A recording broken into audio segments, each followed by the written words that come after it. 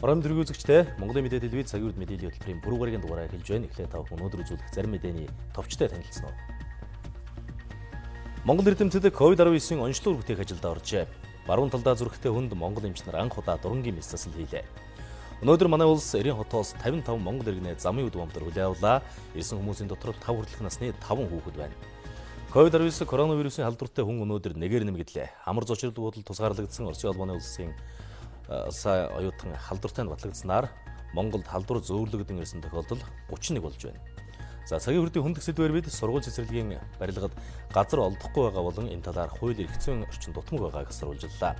Эдгээр болон бусад мэдээний дэлгэрэнгүй та бүхэн өнөөдөр цагийн хүрдээс хүлээвч үзээрэй. За COVID-19 халдвараас сэргийлэх хамгийн энгийн болоод эхний алхам бол амны хаалтаа тогтмол зүү чивших явдал гэдгийг эрүүл мэндийн байгууллагууд анхааруулсаар байгаа. За Монголын үндэсний олон нийтийн радио телевиз зочмон үзэгч та бүхнийг амны хаалтаа тогтмол зөв зүү чившихийг уриалж байна. Эхний мэдээ танилцуулъя. Монгол эрдэмтэд COVID-19 онцлог бүтээх ажилдаа ороод байгаа таатай мэдээгээр цагийн хүрд хөтөлбөр эхэлж байна. Эх орондоо байгаа болоод холбооны бүгд найрамдах Герман улсад ажиллаж байгаа хоёр залуу эрдэмтэн боломжийг олж харан энэ ажлаа эхлүүлсэн. Энэ ажил зарцуулах тодорхой хөрөнгө мөнгөийг ч улсаас гаргахаар төсөөлсөн байна. Хоёр залуу эрдэмтэн хоёр улсаас хоорондоо холбогдсон халдвар илрүүлэх онцлог бүтээх санаагаа анх гаргажээ. Тэд жил гаруй хугацаанд вирусны онцлог бүтээх судалгааных ажлыг хийсэн байна. Энэ явцад өөрсдийнх нь судалгааны материал үр дүн сайтай явж эцэстэн шинэ коронавирусыг онцлог хийх боломж харагджээ. Засгийн газрын тусгай сангийн хуульд өөрчлөлт орж эрдэм шинжилгээний ажлыг үйлдвэр үйлчилгээ нэвтрүүлэх, гадаад болон дотоодын зах зээлд борлуулахад дэмжлэг үзүүлнэ гэсэн заалт оруулсан. Энэ хуулийн дагуу шинжлэх ухааны технологийн сангаас дэмжлэг үзүүлж коронавирусын шинэ онцлогоор бүтээх ажилд Монголд эрдэмтэд шуургалан оржээ. За тухайлбал одоо Герман улсад ажиллаж байгаа манай нэг эрдэмтэн залуу за манай эрүүл мэндийн яамны би шууд нэр заагаад хэлчихье л да. Бодог төлөвтэй газрын одоо эрүүл мэндийн яамд их олон жил ажилласан энэ туршлагатай мэрэгчлэн байдаг ган зориг. За энэ залуучууд маань бол нийлээд энэ чиглэлд ажиллаж байгаа. За дээр нь шинжлэх ухааны технологийн сангаас за энэ хүрээнд бол бас 100 сая төгрөг гаргаж өгөх юм боломжийг бол бас бидэнд бүрдүүлж өгөө гэдэг ийм сайхан мэдээлэл байгаа. Ер нь Монгол Улсын засгийн газар, улсын онцгой комисс, за Цагийн яам, олон улсын байгууллагууд маань энэ шинэ коронавирусын эсрэг бэлтгэл ажилд бол эрүүл мэндийн салбарыг бүх талаар дэмжиж ажиллаж байгаа. Засгийн газрын тусгай сангийн хууль 2020 оны 1 сарын 1-нд шинжлэгдсэн байгаа. Эрдэм шинжилгээний ажлын үр дүнг үйлдвэрлэл үйлчилгээнд нэвтрүүлэх гэсэн заалтыг одоо хэрэгжүүлж байгаа анхны тохиолдол нь энэ коронавирусын онцлогын цомгийг боловсруулах энэ ажлыг санхүүжүүлж байгаад хамгийн анхны жишээ болж байна. Мэдээж эрдэмтэн судлаачид бол дэлхийн бүх өнцгүүд болонд ажиллаж байгаа бүх эрдэмтэн судлаачид бол энэ ковидын онцлогыг хийх гэж бол эмзэж байгаа. Манай Монгол орны эрдэмтэн судлаачид ч гэсэн энийг бол хийхийг бол би бол үгүйсэхгүй, энийг бол дэмжиж байгаа.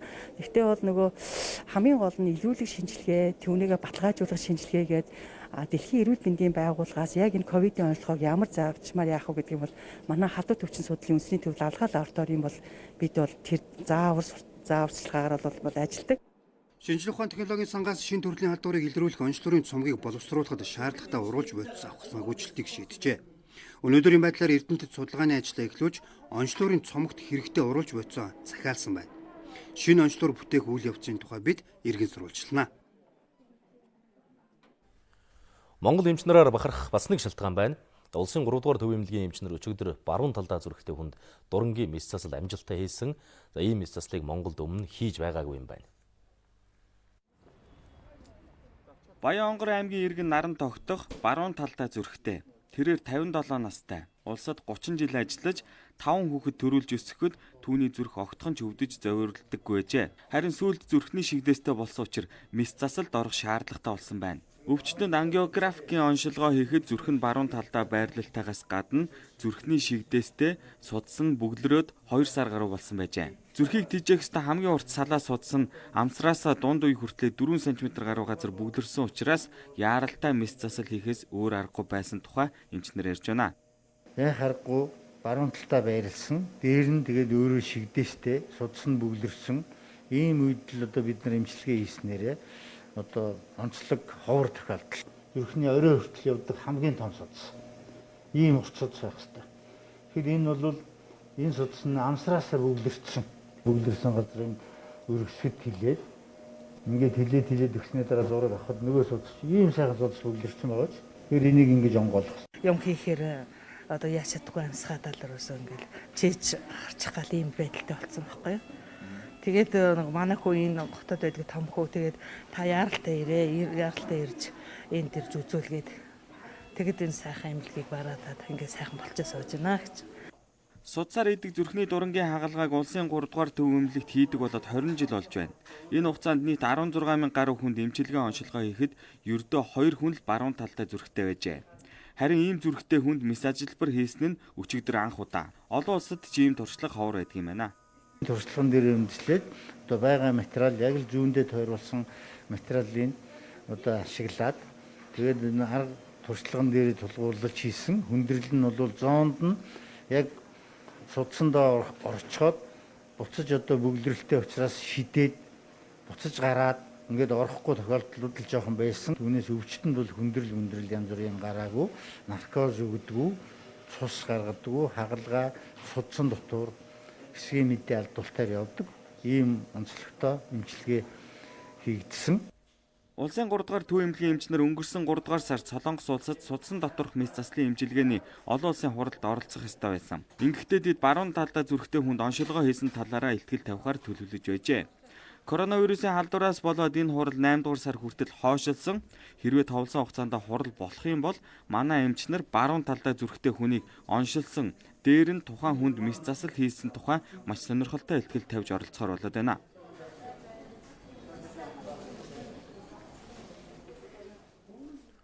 Улсын 2 дугаар төв эмнэлэг шаардлагатай тохиолдолд 280 орд дэлгэхэд бэлэн байна. Коронавирусын халдвараас эмч мэргэжилтнүүдийг хамгаалах хэрэгсэл тоног төхөөрөмжийн бэлтгэлээч бүрэн хангасан байна. Нийслэлийн хэмжээнд одоогоор 6,000 гаруй орд дэлгэх нөөц боломж байгаа гэдгийг эрүүл мэндийн сайд улсын 2 дугаар төв эмнэлэгт ажиллах үеэрээ мэдээллээ. За улсын 2 дугаар төв эмнэлгийн хувьд бол энэ COVID-19 бэлэн байдалд бол бүрэн хангасан байна. За тухайлбал эрчим тэмцлэгийн тасгийн хувьд бол яг өнөөдрийн байдлаар бол 6 хүнд өвчтөн байна. За тухайлбал энэ одоо орчин бол яг COVID-19-ийн одоо өвчин авсан иргэдийн хувьд энэ вакуумжуулсан энэ орчинд бол хүлээж авах бүрэн боломжтой нөхцөл байдлыг бол хангаж ажиллаж байна. Зөвхөн эрчим тэмцлэгийн дасгал гэхэд 20 орд дэлгэх боломжтой юм а. Улсын 2 дугаар төв эмнэлэг орд дэлгэх болон цар тахлын үед ажиллах наривчсан төлөвлөгөө гаргажээ. Мөн нарийн шинжилгээг цаг алдалгүй түргэн шүрэг авах лабораторийн дасаг ажиллаж байна. COVID-19 вирусны шинжилгээг өөрийн эмнэлэг дээр авах бэлтгэл ажлыг ч хангажээ. Эхний тохиолдол сэжигтэй тохиолдол гараад ирэх юм бол манай 2 тусгаарлах өрөө бол сөрөг даралттай вакуум тусгаарлах өрөө байгаа. Энэ 2 өрөө тийм сөрөг даралттай вакуум тусгаарлах өрөө байгаа. Цаашаа дэлгэрээд хүнийтэй олшроод ирэх юм бол тэр хугацаанд эрчим тэмцлэгээний тасгийг нүүлгэн шилжүүлээд ирэх юм бол эрчим тэмцлэгээний тасаг тэр чигээр улаан бүс болж хувирах зорилттойгоор бид нар бэлтэж байгаа. 3 дугаар шатлын эмнэлгүүдэд ачаал их байдаг. Үүнийг буруулахны гарцсан урьдчилан сэргийлэх төв. Улсын 2 дугаар төв эмнэлэг дэргэдээ анх удаа эрүүл мэндийг дэмжих урьдчилан сэргийлэх төв байгууллаа. Ингэснээр иргэд аж ахуй нэгж эрүүл мэндийн даатгалаараа үн төлбөргүй харьяалал харгалзахгүйгээр бүх төрлийн шинжилгээнд хамрагдах боломжтой болж байна. Энэ нь амбулаторийн ачааллыг 2 дахин бууруулж байгаа юм. Нас хүүс эрүүл мэндийн эрслийн одоо эрслэр нь багцлаад ингээд даатгалын багц гаргацсан байдаг. Өрсөн сэргийлэх үйлчлэгийн багц тийм ээ. Тэгэхээр энэ дээр бол бүх насны хүмүүс өөртөө тохирсон өрсөн сэргийлэх үйлчлэгийг бол даатгалаараа бас оруулах боломжтой. Үсэгт орохоор ирсэн үйлчлүүлэгч бол ерөөсөө энэ төвөөс бүх үйлчлэгийг нэг дор аваад гарна гэсэн. Лабораторийн тоног төхөөрөмжийн хүчин чадал нэмэгдснээр одоо цагт үзэх тийм ээ шинжилгээ дээр нэг цагт хэд олон хүн амрах тийм боломж бол бүрдэж байгаа. За дээрээс нь тэр одоо цөмөө онцлог ялангуяа тэр имрэ аппарат 3 Tesla-гийн хүчин чадалтай имрэ аппарат манай улсад бол ганцхан байгаа. Энэ бол энэ онцлог эмчилгээний төв дээр бол суурилагдсан. Эрүүл мэндийн салбар дахь зарцаагдсан 20 гаруй барилга бүгд хөдөлгөөнд орж эхэлсэн. Энэ онд 44 эмнэлэг ашиглалтанд орно. Цар тахлын үед эдгээр эмнэлгүүдийг бэлэн байдалд шилжүүлж нэмэлтээр орд илгээх бүрэн боломжтой юм байна. Улсын онцгой комиссийн 17 дугаар хурлааны шийдвэрийн дагуу бүгд найрамд хятад улсын өвөр Монголын өөртөө засах орны Эрийн хотоос 55 монгол иргэний өнөөдөр замын үд гомдоор хил нэвтрүүллээ. Иргэдийн 26 нь эрэгтэй, 29 нь эмэгтэй, үүнээс 5 хүртэлх насны хүүхэд 5, өндөр насны 1, жирэмсэн 1 иргэн иржээ. Иргэд 3 дахь орон болон бүгд найрамд хятад улсын бусад мууч хотоос эх орондоо ирж байгаа иргэдийг 14 хоног тусгаарлаж урьдчилан сэргийлэх хүслийг тухай бүрэн хамруулсан. Үргэлжлүүлэн Дорногов аймгийн замын үд суманд 21 хоног тусгаарлана гэдгийг улсын онцгой комиссийн шуурхай штабаас мэдээллээ. Оросын улбаны улсаас ирээд амар зочид буудалд тусгаарлагдсан нэг иргэнээс коронавирус илэрлээ. Ингэснээр манай улсад батлагдсан тохиолдол 31 болж байна. Сүүлийн 24 цагийн дотор манай улсад с эжигтэй тохиолдол бүртгэдэггүй. Одоогоор халдвартай 26 иргэн халдвар төвчин судлалын үндэсний төвд эмчилүүлж байна. Халдвар авсан иргэдийн биеийн байдал хэвийн байна. Оросын улбаны улсаас ирсэн с эжигтэй 20 тохиолдлын 14-өөс нь коронавирус илрээд байгаамаа. Өчигдөр 48 хүнд шинжилгээ хийжээ. Алтан булаг боомтод ажиллаад ирсэн эмч ажилтан тээврийн жолооч нарын 44 хүнд шинжилгээ хийхэд коронавирус илрээг байна. Халдвар төвчин судлалын үндэсний төвд одоогоор 245 хүн тусгаарлагдаж эмчилгээ шинжилгээнд хамрагдаж байна. Хандлтын зорилгоор цуглуулж хийсэн 25 хүний шинжилгээ, өсвүүтэд тусгаарлагдсан 4 хүний давтан шинжилгээ хийлээ коронавирус илрээгүй. Хамгийн нэг номерын арга бол дархлаажуулалт гэдэг шүү дээ. Вакцинжуулалт гэдэг. Вакцинжуулалтаар бид нар маш олон халдвар төвчнийг хамгаалж зохиомлоор саяын тэр эсрэг биеийг хүнд үүсгээд тэгээд нөгөөх нь вирус орж ирэхлээр таньж барьж аваад тэнд нь алаад устгаад ямар ч ажилгүй болгоод байгаа байхгүй юу? Эрүүл мэндийн яамнаас 1-р сарын 3-наас эхлэн онцлогтой болсон. Үүнээс эхлэн шинжилгээ авч шинэ коронавирус илрүүлж эхэлсэн. Өнгөрсөн хугацаанд нийтдээ 5000 гаруй хүнийг шинжилгээнд хамруулсан байна. Дархлаа нь хүний биед өвчин туснаар вакцин хийлгэснээр байгалиасаа гэсэн 3 хэлбэрээр тогтдог. Дэлхийн эрдэмтдийн байгууллагаас эрсдлээс нь хамаарат дэлхийн бүх орныг 5 ангилалд хуваажээ. Монгол улс 3 дахь буюу дундаж ангилалд багтжээ. Мөн одоогоор 3 төрлийн вакциныг хүн дээр туршиж эхлээд байна. С эжигтэйгээ тусгаарлагдсан хяналтанд байгаа хүмүүс, өвчтөнүүд зэрэг энэ бүх хүмүүсийн цусны илтсийг бол бас банк болгон хадгалаад бид нар ямар нэгэн хэмжээгээр бол цаашдаа эрдэм шинжилгээний судалгааны ажлуудыг бол явуулж байгаа. COVID-19 вакциныг маш олон компаниуд, судлаачид энэ вакцины үйлдвэрлэх үйл ажиллагаанд оролцож байгаа. Тэгээ хүн дээр хийж байгаа туршилтанд бол 3 вакцин дээр эхлээ явж байгаа. Тэгээд хугацааны хувьд бол хамгийн наатал нь 1.5 жилийн дараа бэлэн болно гэж үзэж байгаа. Улсын хэмжээнд тусгаарлах байруудад нийт 1669 хүн ажиглалт хандлтанд байна. Сүүлийн 24 цагийн хугацаанд 15 хүнд нарийн мэрэгжлийн тусламж үйлчилгээ үзүүлжээ.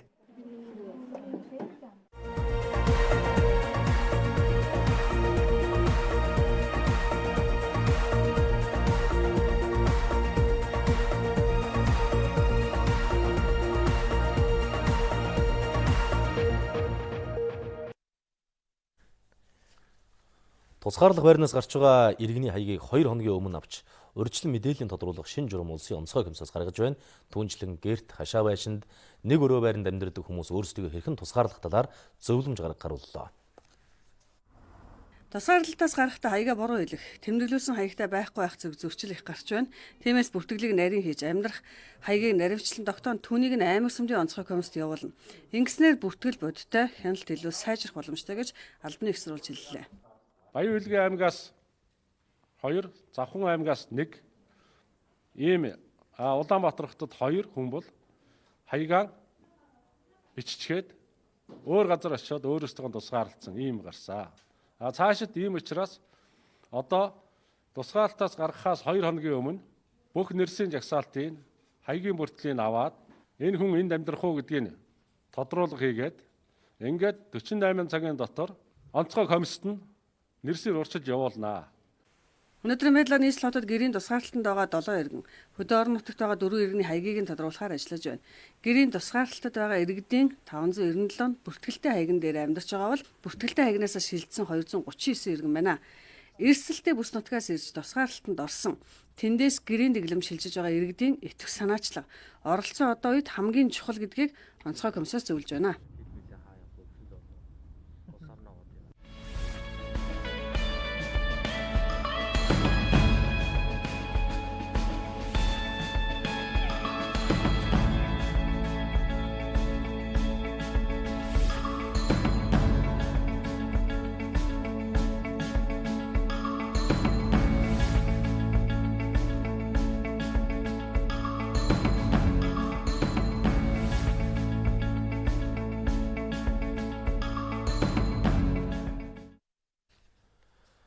Халдвар хамгааллын дэглэмээ сулруулж хайхрамжгүй байх явдал иргэдийн дунд баггүй байна. Амны хаалтаа зүүхэнч эрс багслаа. Амны хаалт зүүгээгүй иргэдийг 100 мянган төгрөгөөр торгон, торгуулийг цагдаагийн албаагч, мэргэжлийн хяналтын байцаагч, онцгой байдлын албаагч ноогдуулах хэрэгтэй юм байна. Тусгаалтаас гарсан хүмүүс гэрийн дэглэм зөрчих явдал гарсаар байгаа нь иргэдийг сэрэмжтэй байхыг сануулж байна. Гамшигаас хамгаалах тухай хуульд зааснаар иргэнийг 101-ч хуулийн этгээдийг 1001-тэй тэнцэх хэмжээний төгрөгөөр торгох заалттай. Өнөөдрийн байдлаар энэ зүйл залтаар торгуулсан иргэн байхгүй ч цаашид авах арга хэмжээг чангатахна гэдгийг хэлж байна. Гамшигаас хамгаалах тухай хуулийн зөрчилд үүргээ биелүүлээг үйлдэлд зөрчил шалган шийдвэр тухай хуулийн 1-8 дугаар зүйлийн 6-гийн 7 зааснаар гамшигаас хамгаалах хяналтын улсын байцаагч арга хэмжээ тооцох хэрэгтэй. Цагдаагийн байгууллагаас бол за 20 цэрийн үед за 20 цэрийн дэглэм хөдөлгөөний хязгаарлалтын дэглэм зөрчсөн үйлдэл шалган шийдвэрх ажиллагаа явуулж хуулийн дагуу зөрчил шалган шийтгэл оногдуулж байгаа. Нийтийн тээврээр үйлчлүүлж байгаа иргэдийг амны хаалтгүй бол үйлчлэхгүй. Мөн дээр нь амны хаалт зүгөөгүй тохиолдолд 100 мянган төгрөгөөр торгох зохицуулалт бий. Нийтийн тээврийн газраас энэ тал дээр зөвлөн туслах, иргэдэд мэдээлэл хүргэж ажиллаж байна. Амны хаалтгүй иргэдэд одоо нийтийн тээврийн хэрэгслээр зорчуулахгүй. Тэгээд одоо манай газрын хувьд бол 150 мянган төгрөгөөр торгож байгаа гэж байгаа шүү дээ. Тэрний хувьд бол манай газар зөвлөн туслах хөтөлбөр үзүүлж одоо иргэдийн одоо амны хаалтгүй иргэдийг буулгах, зорчуулахгүй байх талаар арга хэмжээ авч байгаа. Амны хаалтгүй иргэн бүрт шаардлага тавьж үйлчлэхгүй байгааг бид бодитоор сурвалжиллаа. Өдрийн цагаар хөвчлэн хүн багтай, өглөө оройн цагаар зорчигч ихсэх үед жолооч нар хүн бүрт шаардлага тавих боломжгүй учраас үйлчилгээ үзүүлдэг тухай ярьлаа. Чадахгүй шүү дээ, хүн болгонтой харьцаад ажиллана гэж байхгүй шүү дээ бид нар чинь. Хүн болгоныг зөв эсвэл буулгалаа гэж хэлж чадахгүй шүү дээ тэгээд. Гэтэ ихэнх нь масктай л явж шүү дээ. Энэ маскгүй хүн ховор шүү дээ. Амны хаалт зүүх нь иргэн таны өөрийгөө хамгаалж байгаа нэг хэлбэр. Үүнийг хэвшил болгохын тулд албан хаагч нар өдөр бүр шаардаж биелүүлэхгүй байгаа иргэнийг торгох арга хэмжээ авна. Тиймээс өдөр бүр амны хаалтад тогтмол зүүж үүргээ биелүүлэх хэрэгтэйг салбарынхан зөвлөж байна. Олон нийтийн газар нус цэр тамхины ишээ хайсан тохиолдолд зөрчлийн тухай хуулиар 10 мянган төгрөгөөр торгох зохицуулт хэрэгжээд удаагүй байна. Энэ оны 2 дугаар сараас эхлэн эрчимжүүлсэн ажлын хүрээнд өнөөдрийн байдлаар 14 мянган гаруй иргэнд 140 гаруй сая төгрөгийн торгуул оногдуулжээ. За иргэдэг олон нийтийн газар нийт эзэмшлийн гудамж талбайд хог болон тамхины иш, нус цэрээ ил задгаа хайсан тохиолдолд зөвхөн цагдаагийн албан хаагч газар дээр нь торгох хэрэгтэй. Гаргасан зөрчлийг тухайн иргэнд танилцуулж хуулийн заалтыг уншиж өгч торгох ёстой. Хүмүүс бол ер нь бол тэгэл янз янзаар зүйлээж авдаг да. Ихэнх нь ер нь бол за ойлголоо мэдлээ одоо энэ дахиж юм төсөл гаргахгүй гэх бас тийм хандлагуудаас маш их гаргадаг. Бас ганц нэг усуд бас байдаг. Одоо ганц удаа одоо ийм аюу гаргаж байгаа одоо яасан сүртэй гэсэн тиймэрхүү ус утга санаа илэрхийлсэн хүмүүс бас байдаг. Төршийн тухай нөгөө шийтгэлийн маягт 2 гэдэг байдаг. Тэр маань болохоор хэлбэжүүлсэн журмаар газар дээр нь торгодог байгаа. За 2017 оноос зөрчлийн тухай хуулийн заалт үйлчилж байсан. Өнгөрсөн жил 43 мянган гаруй иргэнийг торгосон бол за энэ жил шинэ өрөөсийн дархалтай холбоотойгоор эрчимтэй ажиллаж 2 сарын хугацаанд 140 гаруй мянган иргэнийг торгосон байна.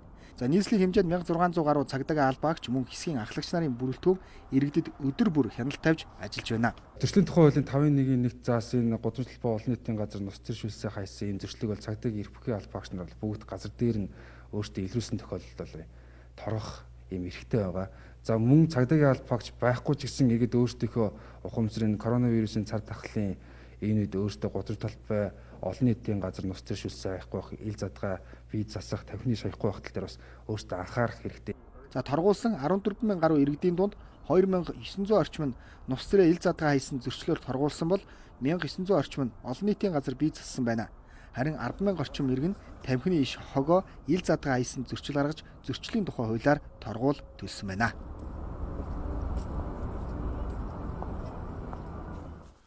Олон нийтийн сүлжээнд хүмүүс хамгийн ихээр санаа зовниж бичиж байгаа. Хүүхдүүд олноороо нэг дор бөөгнөрн тоглодог асуудал бид өнөөдөр анхаарал хандууллаа. Хэдийгээр сануулж сэрэмжлүүлсээр байгаа ч хүүхдүүд олноороо тоглосоор эцэг эхчүүдийн хараа хяналт сул байна. Гэртээ байгаа олон хүүхэд өдрийн цагийг тоглоомын талбай дээр өнгөрүүлж байна. Өдөрт 2-оос доошгүй удаа тоглоомын талбайд гардаг, саатан тоглодог, дугуй ундаг гэж хүүхдүүд хэлж байна. Эцэг эхчүүдийн хувьд хүүхдээ гэртээ байнга байгаад байх нь зохимжгүй учраас бага цагаар гадаа тоглоулах тухай ярьж байна.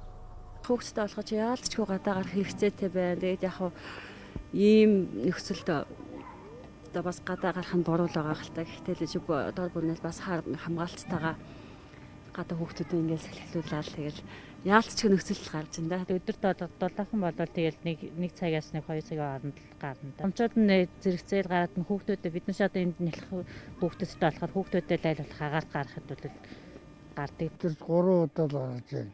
Одоо бүр гарахгүй болохоор бас хэцүү юм аа. Уг нь нэг тал дээр зөвүүл юм байгаа гадаа гэж гарахгүй гэдэг.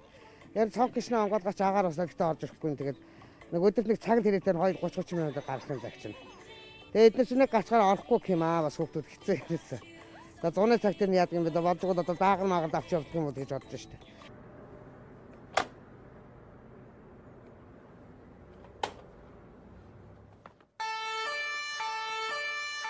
Эргүүлийн цагдаа хүүхдийн төлөө байгуулах хамтран олон нийт цугласан газарт ажиллаж, иргэдийг гэрээсээ гаргахгүй байх зөвлөмжийг байнга өгч байна. Тавьсан шаардлагыг иргэд тухайн үедээ биелүүлдэгч дахиад л нөгөө тоглоомын талбайдаа гарчихсан байдаг байна. Давтан шаардлага тавьж удаа дараа сануулга биелүүлэхгүй бол арга хэмжээ авах зохицуулт байгаа гэдгийг албаныхан хэлж байна. Цагдаа байгууллагаас удаа дараа тавьсан шаардлагыг биелүүлэх тохиол бас хуулийн дагуу хариуцлага тооцох хэмжээнд бол байдаг. За гэхдээ яг энэ төрлөөр хүүхдийг гадаа тоглуулах шалтгаанаар буюу арга хэмжээ тооцсон зүйл одоогийн байдлаар цагдаа байгууллагад байхгүй. За үүн дээрээ холбогдуулаад эцэг эхчүүд маань гол нь анхаарал сэрэмжтэй байж хүүхдүүдэд өвчлөөс болон болцшгүй эрсдлээс урьдчилан сэргийлэх чиглэлээр бас хуулийн болон бусад байгууллагын зааврыг бас мөрдөж байхыг л хүсэж байна. Эрүүл мэндийн байгууллагаас олон нийт цугласан газарт аль болох зорчихгүй байх. 4-8 метрийн зайнаас харьцах зөвлөмжийг өгч байгаа. Гэтэл иргэд харьцангуй тайван анхаарал сул байгааг албаныхан хэлж байна.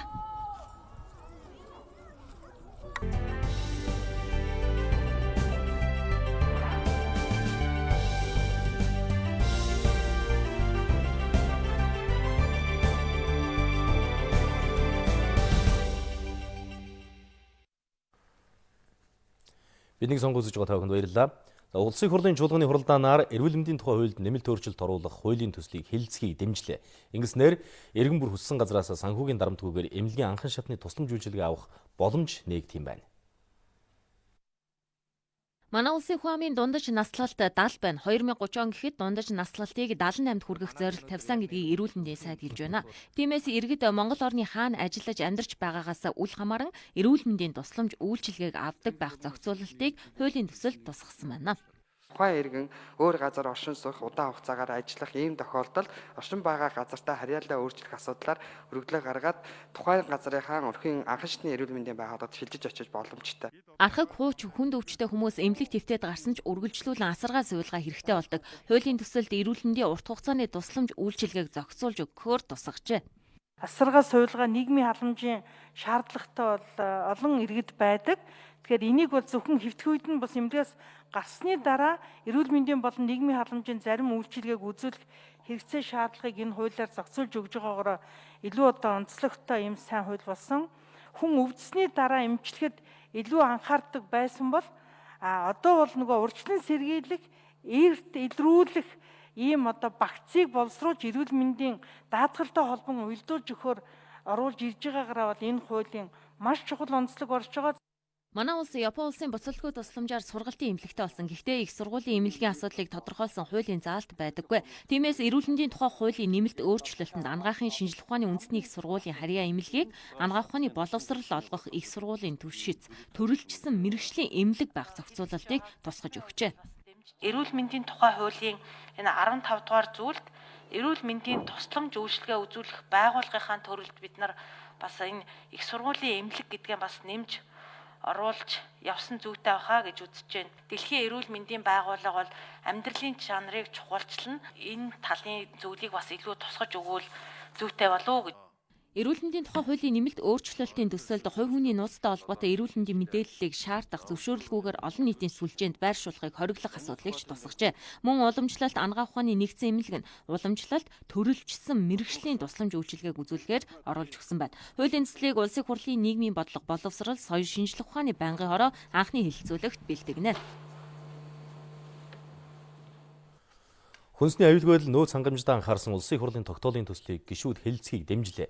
Импортын барааны галийн албан татврын хувь хэмжээ баталгаж чиглэсэн улсын хурлын тогтоолын төслийн хавсралтад өөрчлөлт оруулснаар зарим төрлийн хүнсний ногооны импортын татврыг 30% түргэн, харин дотооддоо хангалттай тариалт хийхин тулд үрийн галийн татврыг тэглэх юм байна.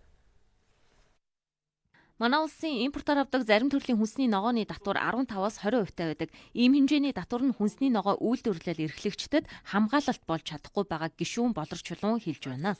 Хоёр хөрш бол маш өндөр татвартай. Оросын холбооны улс 40-50% татвартай байдаг. Хятад бол бүр 65% хүртэл татвартай. Хөдөө аж ахуйн бэлэн бүтээгдэхүүн дээр дэлхийн худалдааны байгууллагын гишүүн орнууд альва татвар дээр ойролцоо экспорт импортын татвартай байх ёстой.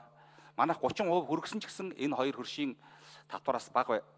Манай улс өнгөрсөн онд 8.3 мянган га талбайд хүнсний ногоо тариалж дотоодын хэрэгцээнийхээ 40%-ийг хангасан. Энэ нь хангалттай биш юмаа гэдгийг гишүүд хэлж байна.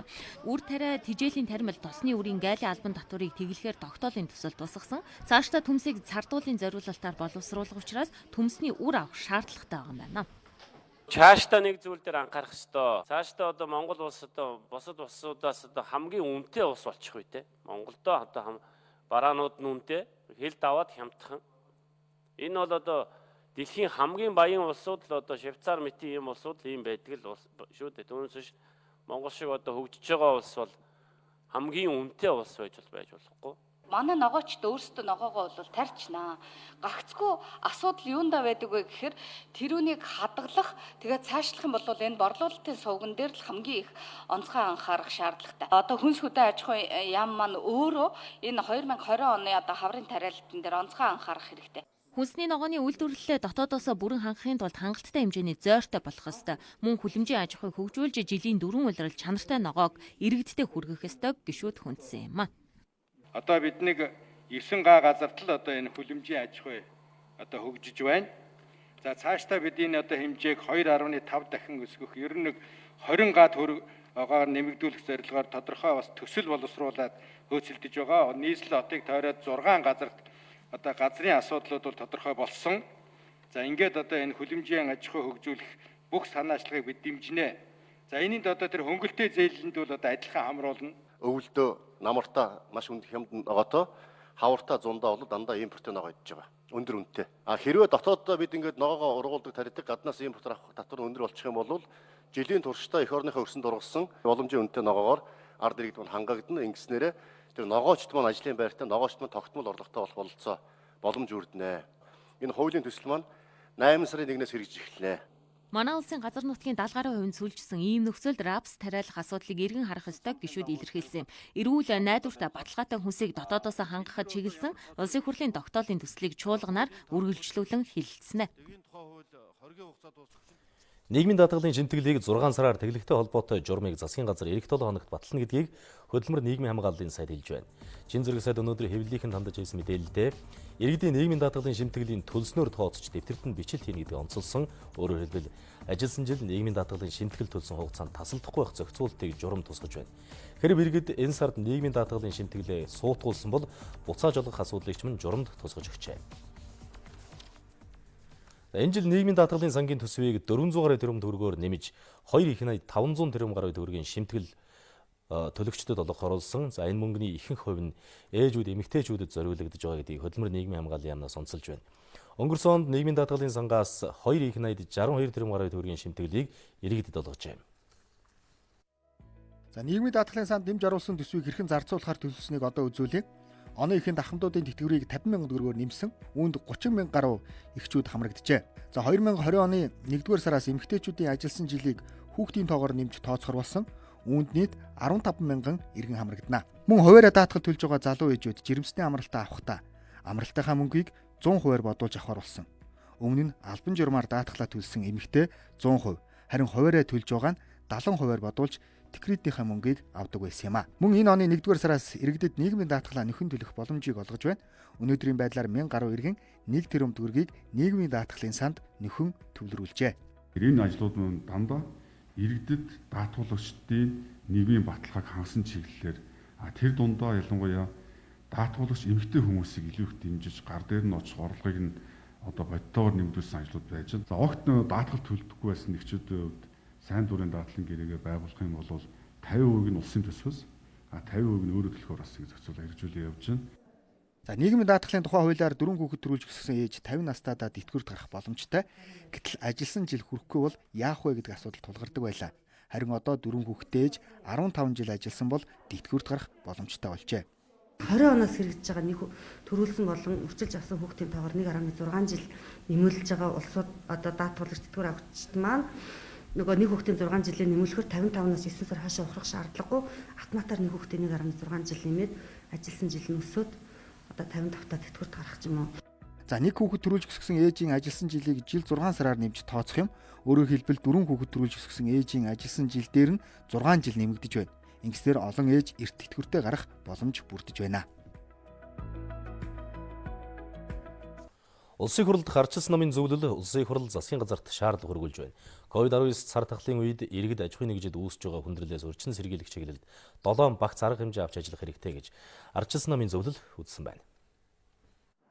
Улсын хурлд ардчилсан намын зөвлөл шаардлагатай бүх салбарын орлого 30%-аар буурахаар байгааг хүндэжээ. Тиймээс төсөвт тодтгол хийх ёстой гэж үзэж байна. Мөн улсын хурал засгийн газар эрүүл мэндийн зардлын төсвийг тусгайлан батлах, шаардлагатай тоног төхөөрөмжөөр хангах, гадаадд сурч байгаа оюутнуудад дэмжлэг үзүүлэх, санхүүгийн их үүсвэрийг шийдвэрлэх ёстой гэж үзэж байна. Үүнээс гадна ажлын байраа алдсан иргэдэд сар бүр амжиргааны доод түвшингөөс багагүй хэмжээний санхүүгийн дэмжлэг үзүүлэх зэрэг 7 асуудлыг тусгасан байна. Үйл ажиллагааны хүндрэлд орсон бүх аж ахуй нэгжид мөнгөний бодлогоор 3% бага хүүтэй зээл олгох боломжийг нээж санхүүгийн их үүсвэрийг шийдэх. Дөрөвдүгээрт экспортын бүтээгдэхүүн үйлдвэрлэгч аж ахуй нэгжүүдийн үйл ажиллагаа дотоод зохион байгуулалтанд төрийн дэмжлэг үзүүлж түүнд хяналт тавих. Бидний тавьсан санал бол үнэхээр энэ өнөөдрийн энэ үүсэж байгаа нөхцөл байдал энэ хямралын үед урьдчилан сэргийлэх заашгүй арга хэмжээнүүдийн нэг мөн гэдэгтээ бол бид түүлийн итгэл үнэмшилтэй байгаа. Улсын хурлд ардчилсан намын зөвлөл 5 багц 38 арга хэмжээг тусгасан тогтоолын төсөл боловсруулсан. Үүнд засгийн газар санал өгч улсын хурлаар хилцүүлэх асуудлыг шаардлагадаа тусгажээ. Ардчил шинжилгээ хөдөлгөөнөөс ардчилсан намын дарга эрднийг үндсэн хуулийн цэцэд шалгуулахаар өргөдөл өглөө. Энэ өргөдөлд ардчилсан намын дарга улсын хурлын гишүүн эрднийг үндсэн хууль зөрчсөн асуудлаар нэр дэвшигчээс авч байгаа 100 сая төгрөгтэй холбоотой асуудлыг хэлэлцэж өгөхийг хүссэн байна. Ардчилсан намын шинжилгээ хөдөлгөөнөөс ардчилсан намын дарга эрдэнэ үндсэн хуулийн 3-2 буюу төрийн эрх мэдлийг хууль усаар авахыг хориглоно. 14-2 буюу хүнийг үнд сугсаа, арьсны өнгө, боловсрол, хөрөнгө баялгаар нь ялгуурлаж үл болно. Мөн улс төрийн намын тухай хуулийн 5-3 аливаа намын гишүүн сонгуульд нэр дэвшиж сонгогдоход эд хөрөнгө эрх мэдлээр нь хязгаарлаж болохгүй гэсэн заалтуудыг зөрчсөн гэж үзсэн байна. Жирийн ардчилсан намын шударга гишүүн мэдлэг боловсролтой гадаад дотоод сургууль төгссөн залуу энэ ардчилсан намаас нэр дэвших боломж нь бол байхгүй болсон. Эрдэнэ өнгөрсөн хугацаанд өөрийнхөө эсрэг дугарсан, зарчмын шаардлага тавьсан, хууль биелүүлэхийг шаардсан бүх хүнийг бол хөөгд дууссан. Энэ өдрөөс ардчилсан нам бол бохир мөнгөнд живсэн шүү. Өнгөрсөн хугацаанд Эрдэнэ 2 жилийн хугацаанд ардчилсан намынхаа дотоод бүх албан тушаалыг үнэлээд зарцсан. Тэрний өмнө Эрдэнэ гэдэг хүн ямар ажил хийж байлаа? Баянгол дүүргийн засаг дарга хийж ирсэн, нийгмийн даатгалын дарга хийж ирсэн. Засаг дарга хийж байхдаа энэ Улаанбаатар хотын бүх газрыг зарцсан. Намын дарга болоод ардчилсан намын бүх албан тушаалыг зарсан. Одоо Монгол улсын их хурлын сонгуульд өгөхөд ирэхээр их хурлын суудлыг үнэлээд зарчиж байгаа. Үндсэн хуулийн цэц дээр хөрөгдлийг хүлээн авч 14 хоногийн дотор хэрэг маргаан үүсгэж 30 өнөخت улсын хурал шийдвэрийг хэлцэх ёстой гэдгийг ардчилсан намын шинжилгээ хөдөлгөөнөөс мэдээлж байна. Монгол улсын ерөнхий сайд зэрэг төрийн өндөр албан тушаал ашиж байсан Мэнд сайхны инх сайхан толбогдох эрүүгийн хэргийн анхан шатны шүүх хурал энэ сарын 23-ны өдөр болох тов гарлаа. Өнөөдөр нийслэлийн Баян зүрх Чингэлтэй Сүхбаатар дүүргийн эрүүгийн хэргийн анхан шатны шүүхэд инх сайхан толбогдох эрүүгийн хэргийн урьдчилсан хэлэлцүүлгээр инхүү шүүх хурлын тов эцсийн байдлаар тодорхой болж байна. Эрүүгийн хэргийн анхан шатны шүүхийн урьдчилсан хэлэлцүүлгээр инх сайхан толбогдох хэргийн материал бүрдүүлэлтийг шүүх хурлд хүн хянаж дараагийн шатны буюу эрүүгийн хэргийн анхан шатны шүүх хурал хийх боломжтой гэж үзлээ. Харин хэрэгт яллагдагчаар татагдж байгаа инх сайхан хэлэхдээ би их хурл болон засгийн газрын шийдвэрийг хэрэгжүүлсэн төдий би буруугүй. Тиймээс шүүх хурал түүнд энэ хэрэгтэй холбоотой хэд хэдэн гомдол хүсэлтийг өөрийн зүгээс болон түүний өмгөөлөгчийн зүгээс дахин гаргасан гэлээ.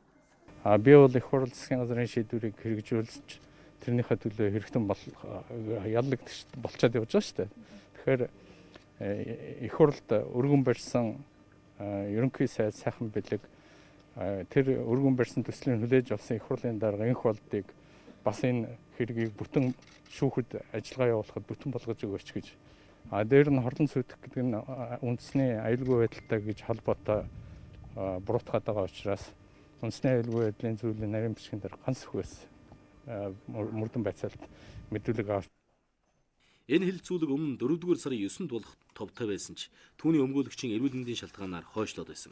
Нэмэлт мэдээлэл хүрэхэд нийслэлийн эрүүгийн хэргийн анхан шатны шүүхэд шилжээд байсан энх сайхан толбогдох хэрэг эрүүгийн хуулийн 19-ийн 6-гийн 1 дахь хэсэг мөн хуулийн тусгай ангийн 22-ийн 1-р зүйлийн 1-2 дахь хэсгүүд зааснаар яллах дүгнэлт үйлдэж нийслэлийн Сүхбаатар дүүргийн эрүүгийн анхан шатны шүүхэд өнгөрсөн 3-р сарын 10-ны өдөр шилжүүлээд байсан юм.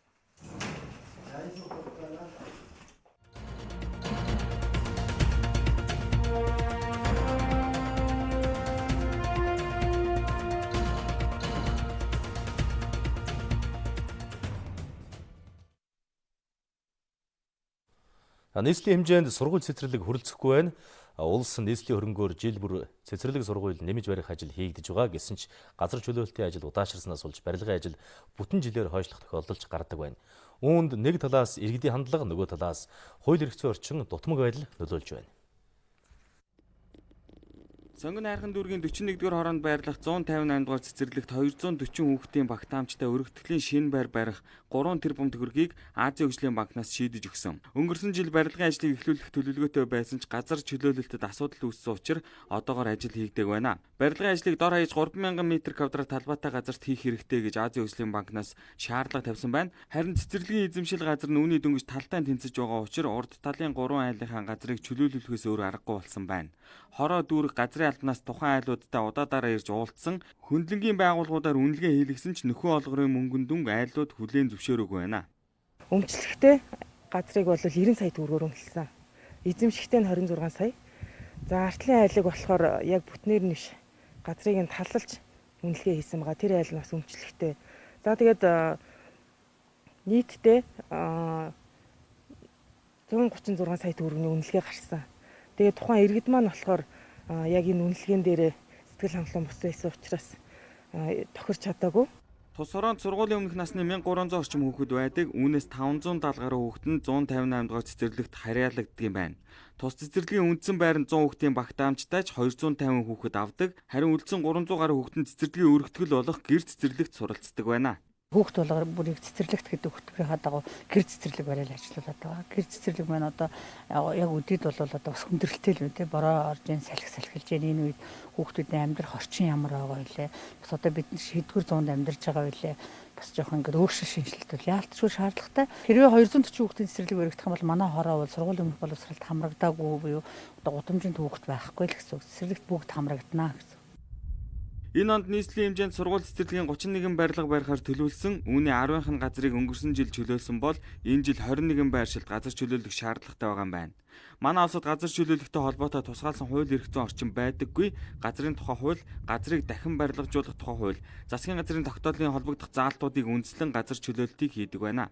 Газар чөлөөлөхтэй холбоотой тусгаалсан хууль эрх зүй зохицуулалтаас одоогоор бол байдгүй. Өмчлсөн газрын зах зээлийн үнээр за эзэмшлэх газрыг бол одоо газрын суурь үнээр за тэгээд газар дээр нь байгаа эд хөрөнгө за материалыг үнэлэхтэй бол за барилга хотоогоолтын сайдын 16 он 203-аар юу за энэ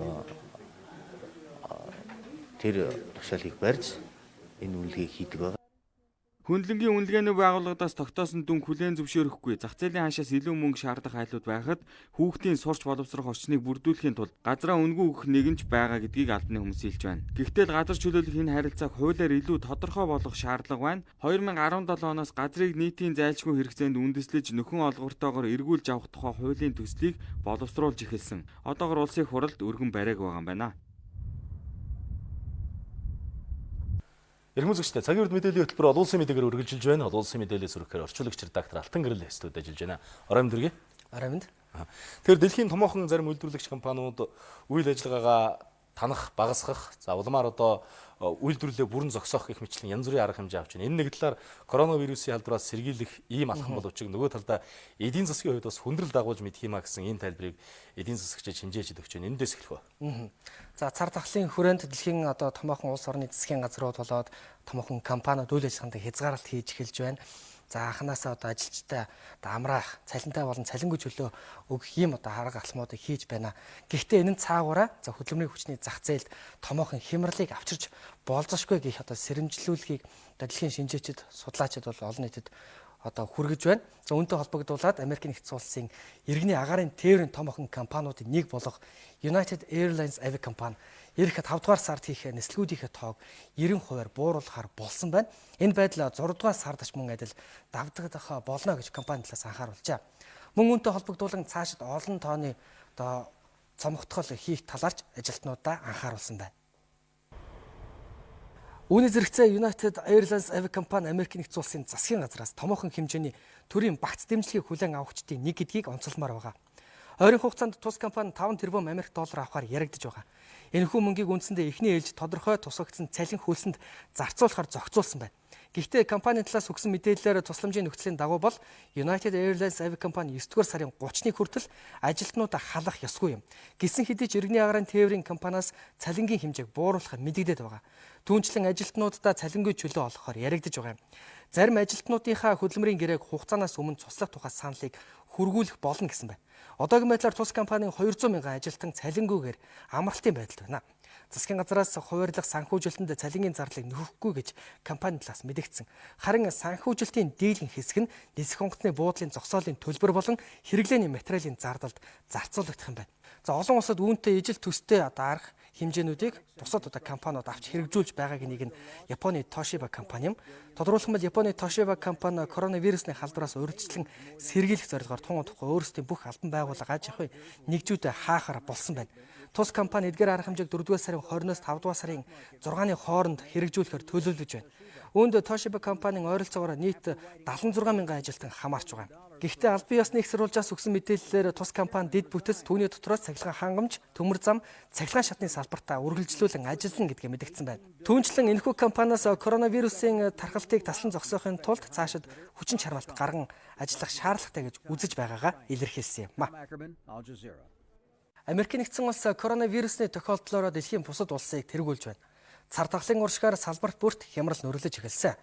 Тэгвэл тус улсад аж үйлдвэрлэлийн хэмжээ энэ оны 3 дугаар сарын байдлаар гэхэд 5.4% буурсан үзүүлэлттэй гарчээ. Энэ нь 1946 оноос хойш хамгийн их ирүүлсэн үзүүлэлт болсон байна. Энэ талаар холбооны нөөцийн системийн тайланд онцолсон байна. 3 дугаар сард гэхэд нийт аж үйлдвэрлэл 5.4% буурсан нь цар тахлын оргил үед буюу өнгөрсөн сарын сүүлчээр олон үйлдвэрийг хаах болсон шалтгаантай холбоотой юм. Түүнчлэн үйлдвэрлэлийн гарц 6.3% буурсан гэж тус тайланд дурдсан юм. Эдгээр мэдээллээс авч үзэхэд хамгийн их уналтанд орсон үйлдвэрлэлээр автомашины үйлдвэрлэл болон автомашины эд анги үйлдвэрлэл нэрлэгдэж байна. Америкийн нэгдсэн улсад 1946 оны 1-р сараас 2-р сар хүртэл аж үйлдвэр болон үйлдвэрлэлийн бүтээгдэхүүний гарцын нийт хэмжээ хамгийн ихээр уналтанд орж байсан байна. Өнөөдрийн байдлаар Америкийн нэгдсэн улсад 644,348 хүн халдвар авч 28,554 хүн нас барсан бол 48,708 хүн эдгэрээд байгаа юм а. Их хорийн орнууд бага орлоготой орнуудын зээлийн эргэн төлөлтийн нөхцөлийг зөөлрүүлэхээр харилцан тохиролцоонд хүрсэн байна. Энэ хүрээнд эдгээр орнуудад коронавирусны халдварын эсрэг тэмцэхэд нь тусламж дэмжлэг үзүүлэхээр болсон байна. Их хор буюу хорин сангийн сайд Төв банкны удирдагч нарын бүлгэм цахим хурал хийх үеэр ийхүү шийдвэрт хүрч тохиролцсон. Цахим хурлын дайраагаар их хор хамтарсан мэдээлэл гаргасан. Үүнд бидний энэ тэргуунд тавьж байгаа гол зорилт бол COVID-19 цар тахал, коронавирусны халдвараас үүдэлтэй эрүүл мэнд, нийгэм, эдийн засгийн нөлөөг даван туулах юмаа хэмээн онцолжээ. Түүнчлэн дэлхийн нийтийн тэр дундаа эдийн засгийг дэмжихийн тулд улс төрийн бодлогын боломжит бүхэл хэрэгслийг ашиглах бодолтой байна гэжээ. Улмаар цахим хуралд оролцогч талууд эмнэлгийн системд хангалттай сайн төвшөнд хүртлээр хөгжиж чадаагүй орлого багтай орнуудын зээлийн эргэн төлөлтийг энэ оны эцэс хүртэл хойшлуулахаар тохиролцлоо хэмээн цохон тэмдэглэжээ. За үзэгчдээ олон улсад өрнсөн коронавирустай холбоотой голлох болоод зарим мэдээллээс хүргэлээ. Олон улсын мэдээг орчуулагч редактор Алтан Гэрэл та бүхэнд хүргэлээ. Цагийн гарын сэрэмжлүүлэг мэдээ ирж байна. Малчид тээвэрчид иргэдийн анхааралд. Өнөө маргааштай хангай хөвсгөлийн удирдлагын нутгаар 18-нд ихэнх нутгаар цаашдаа нутгийн зүүн хагаст бороо нойтон сасарж, шорон болон сасан шуурга шуурч, эрс хүйтрэхийг онцгойлон анхааруулж байна. Одоо та бүхэн орой өдрүүдийн нийт нутгийн цагийн гарын мэдээ хүлээн авна.